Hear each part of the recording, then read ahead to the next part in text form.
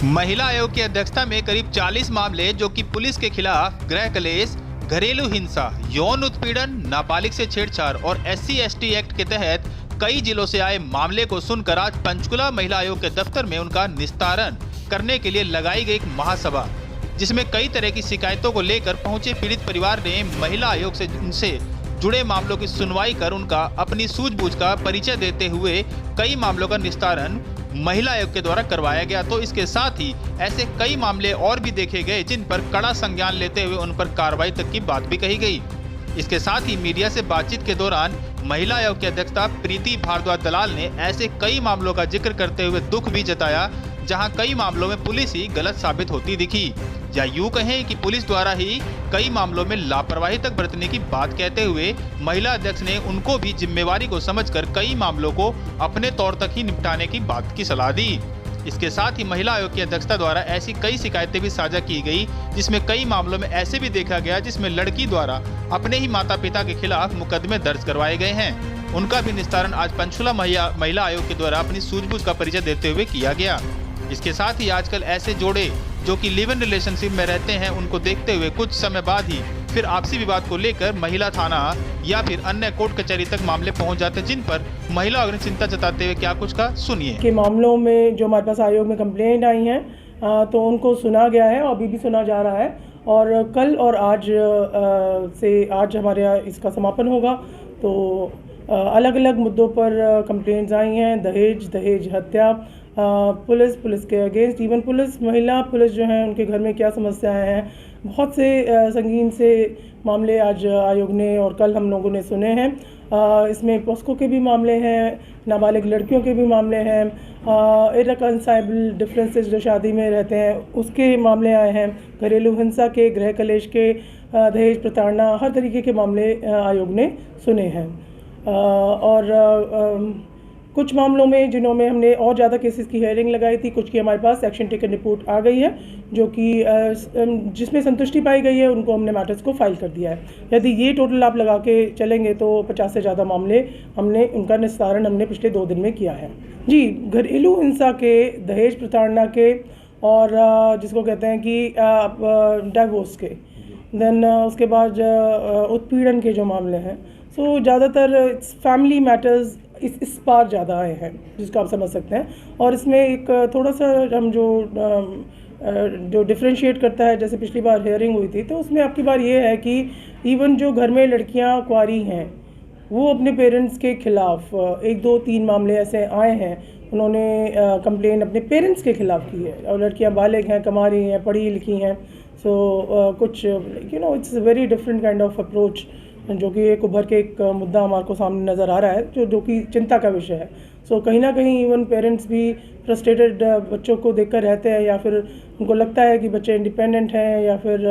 But अगर आयोग में कोई कंप्लेन आती है तो वो एक बहुत ही लास्ट स्टेज पर जब अति हो जाती है तभी हमारे पास कंप्लेंट्स आती हैं। तो वो भी एक बहुत संवेदनशील विषय है जिसके ऊपर आयोग हमें लगता है कि हमें पेरेंट्स की भी काउंसलिंग की बहुत ज़्यादा ज़रूरत है। और यहाँ पर हमने आयोग में Haryana state legal services authority से हमने एक्सपर्ट वकील, 4 वकील हमने उनकी सेवाएं ली हैं और 1 स्टॉप सेंटर की लीगल काउंसलर्स, उन लोगों की भी हमने सेवाएं ली हैं ताकि मामलों का त्वरित रूप से और बेहतर तरीके से निपटान हो सके, जो कि हम कोशिश कर रहे हैं और अभी चल रहे हैं मामले, as you can see that. Ma'am, हाल ही में अभी एक मामला करनाल का काफी चर्चा में विषय में रहा है जी। इसमें एक लड़की और एक लड़के का मामला था जो दहेज का मामला था, उसमें आप भी इन्वॉल्व हुई थी, क्या रहा था उस मामले में, फाइनली क्या रहा? बेसिकली जो लड़का है और लड़की है दोनों गवर्नमेंट सर्वेंट हैं, यहाँ पे एक हरियाणा में कार्यरत है शिक्षा विभाग में, और जो लड़का है वो साइंटिस्ट है सेंट्रल गवर्नमेंट में, बहुत अच्छी नौकरी करते हैं, पढ़े लिखे हैं। और वहाँ पर जो डिमांड की गई थी वो शादी के रात 1 बजे जब फेरे होने से एकदम पहले 1 बजे के करीब फॉर्च्यूनर गाड़ी की और 20 लाख रुपए की, जो कि मीडिया में इस प्रकार से वायरल हो रहा था कि लड़के ने नहीं करी कोई डिमांड, लड़की को एक नेगेटिव पिक्चर में पोर्ट्रे किया जा रहा था। इनफैक्ट आप लोगों के माध्यम से यहाँ अब मेरा कहने का थोड़ा सा I am feeling very confident about it कि मुझे भी बहुत ट्रोल किया गया कि आप कैसे एक महिला की आप साइड ले रही हैं। इस बात को रखा कि वो लड़की जो है शी